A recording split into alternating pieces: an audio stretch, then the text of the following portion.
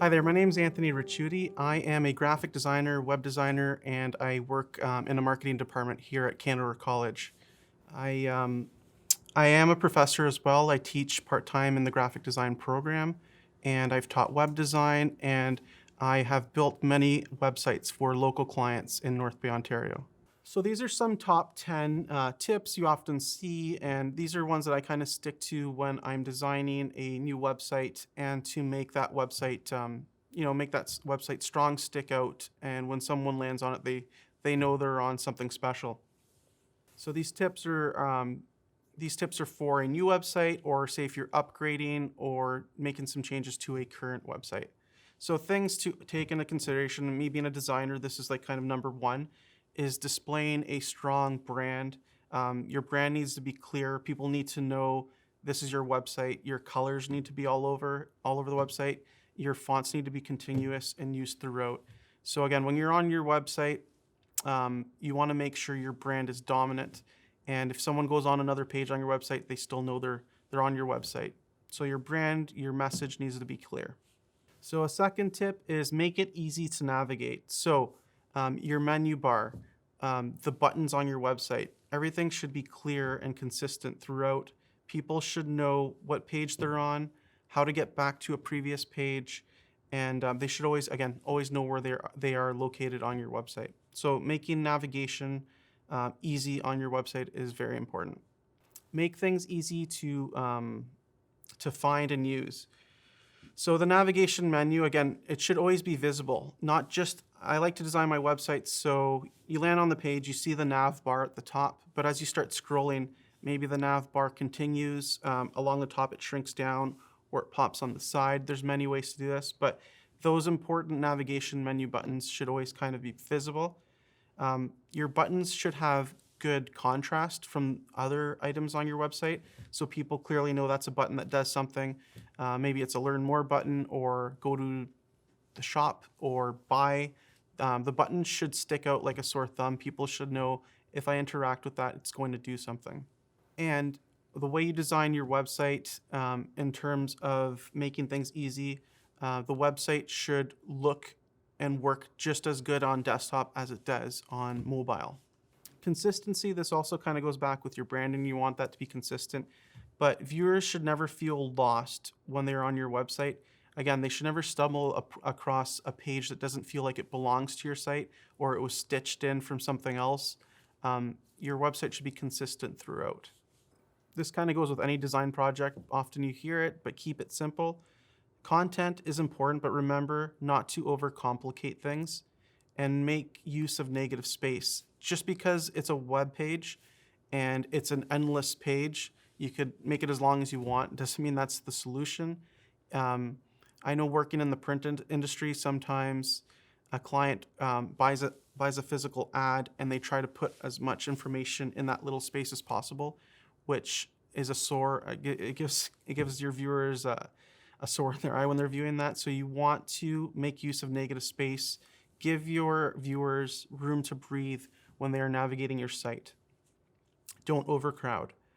Try to format your website as though it was a magazine. Don't always have the fonts be the exact same size like you're reading a print book. Think of a very visual magazine, again, with colors and sections and different font sizes, and your headings are bigger, your sublines are a little bit smaller. Let your customer or your viewers know that some effort has been put into the design of your page. It's not just a standard page where there's information to read. This is fun to look at, fun to explore. So you want to design your website, and this is partial design develop, but you want to design to make sure your website loads on multiple devices. Again, this goes back to, is your website mobile friendly? So when you switch from desktop to mobile, does everything resize properly? Are the fonts a good legible size?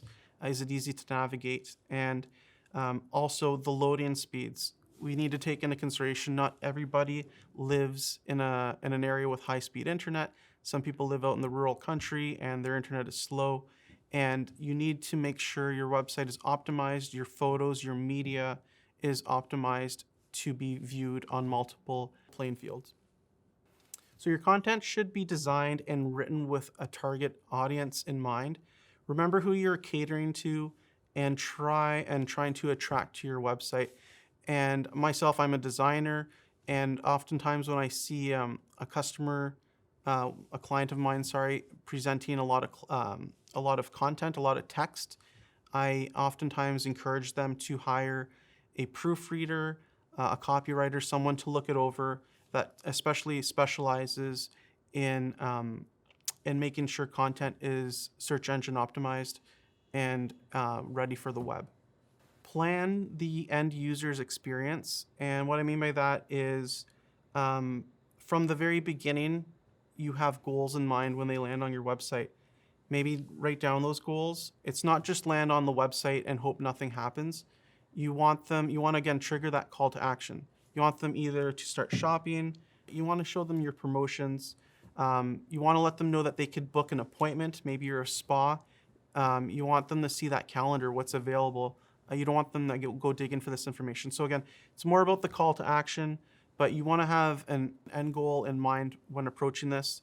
And you could display things in strategic ways that trigger these call to actions.